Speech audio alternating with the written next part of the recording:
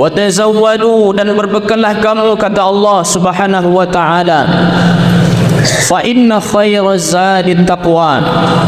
Maka sesungguhnya sebaik-baik bekal itu adalah takwa kepada Allah Subhanahu wa taala. Masyarul muslimin sedang jemaah tamu-tamu Allah yang berbahagia,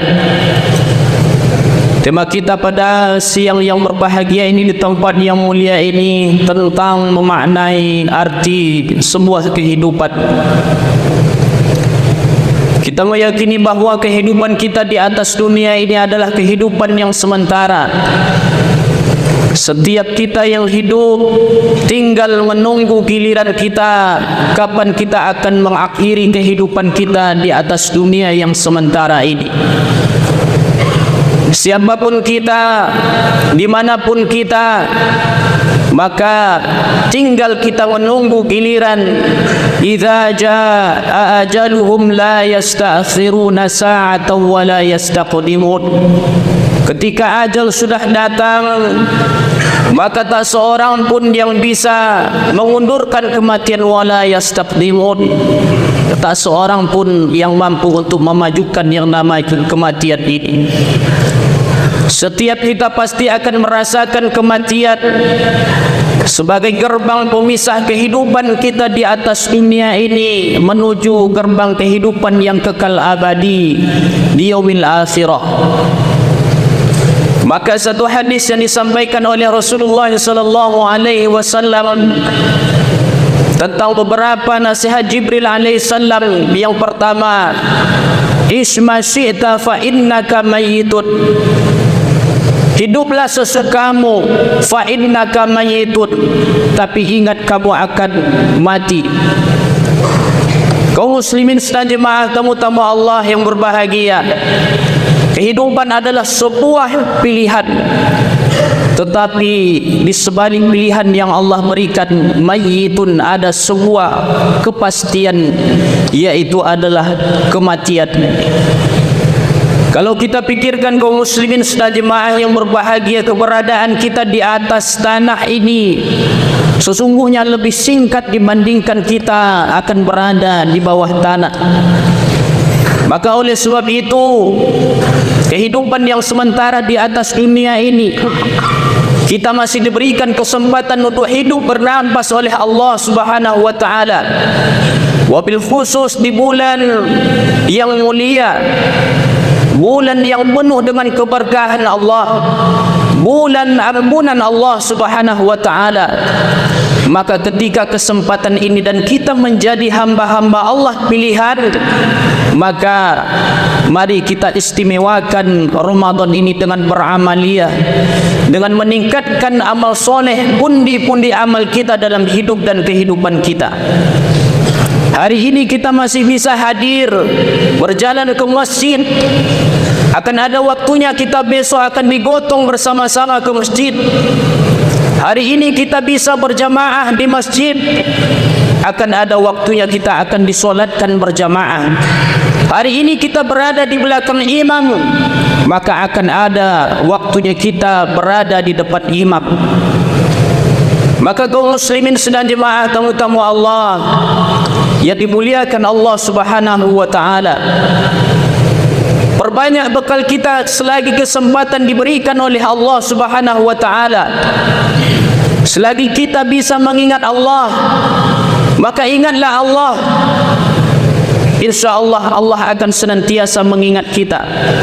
Ketika kita masih bisa melapaskan lisan kita, masih bisa melapaskan Al-Quran yang mulia, bacalah Al-Quran sebelum kemudian Al-Quran dibacakan di hadapan kita. Yasin wal Quranil Hakim innaka laminal mursalin. Kaum muslimin sedang jemaah tamu-tamu Allah yang berbahagia. Kemudian yang kedua, kata Rasulullah sallallahu alaihi wasallam, wahbib ma syi'ta fa innaka mufariquhu. Allah berikan kita nikmat cinta di atas dunia ini, maka pandai-pandailah kita untuk membagi porsi cinta kita hidup di atas dunia ini. Jangan sampai rasa cinta kita terhadap kehidupan dan kemegahan dunia ini melebihi cinta kita kepada Allah dan Rasulullah sallallahu alaihi wasallam. Karena kaum muslimin, apapun yang kita cintai, fa innaka mufariquhu, semuanya akan berpisah dengan kita. Betapapun seorang suami mencintai seorang istri, ketika ajal maut sudah memisahkannya, maka tak dapat kalimat dan kata yang bisa dilontarkan kecuali adalah inna lillahi wa inna ilaihi raji'un, dan mereka akan berpisah untuk selama-lamanya. Maka kaum muslimin sedang dimahatamu tamu Allah yang berbahagia, cinta yang sejati, cinta yang abadi, hanya cinta kepada Allah dan Rasulullah sallallahu alaihi wasallam. Ketika kehidupan kita, apapun yang kita lakukan di atas dunia ini berlandaskan cinta karena Allah dan Rasulullah sallallahu alaihi wasallam, maka akan melahirkan amal soleh. Dan inilah yang akan kekal abadi bersama kita. Kata Rasulullah sallallahu alaihi wasallam, tasbihul mayyit salasah, jenazah akan diikuti oleh 3 hal. Yang pertama adalah ahluhu, oleh keluarganya. Yang kedua wa maluhu, oleh harta kekayaannya. Wa amaluhu, dan amal soleh yang ia kerjakan selama hidup di atas dunia. Wa yabqa ma'ahu wahidun, yang kekal hanya satu. Keluarga akan berpisah meninggalkan kita, harta akan kemudian dibagi-bagi oleh ahli warisnya. Yang kekal wa yabqa ma'ahu wahidun, yang hanya kekal bersama kita hanya amal soleh yang kita lakukan ketika kita hidup di atas dunia ini. Kaum muslimin sedang dimahatamu tamu Allah yang berbahagia. Kemudian yang ketiga, nasihat dalam menjalani kehidupan ini. Kata Rasulullah, nasihat dari Jibril, wa'amal masyita, beramal sesukamu, fa innaka majziyum bih. Tapi ingat, seluruh yang kita lakukan pasti akan dibalas oleh Allah Subhanahu wa taala. Maka kaum muslimin sedang jemaah tamu-tamu Allah yang berbahagia, kita mungkin sudah lupa apa dosa yang sudah kita lakukan, apa maksiat yang sudah kita perbuat dalam hidup kita. Tetapi ketika kita tidak bersegera mohon ampun pada Allah Subhanahu wa taala, maka sadarlah setitik pun catatan itu tak akan hilang di hadapan Allah Subhanahu wa taala. Maka Allah menyeru kepada kita, wasari'u ila maghfiratin min rabbikum, dan bersegeralah kamu untuk mendapatkan ampunan dari Rabbmu. Wa jannatin arduha as-samawati wal ard, disediakan surga seluas langit dan bumi. Kata Ali bin Abi Thalib, tidaklah hanya Allah Subhanahu wa taala menggambarkan luasnya surga itu seluas langit dan bumi, tetapi makna lain adalah bahawa ketika kita diberikan hidup oleh Allah Subhanahu wa taala, maka Allah memberikan kesempatan selapang-lapangnya, seluas-luasnya untuk mendapatkan ampunan Allah Subhanahu wa taala.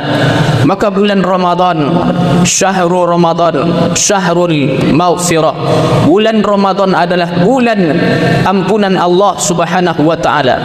Maka rugi ketika kita menjadi hamba Allah yang dipilih oleh Allah untuk hidup pada bulan Ramadan.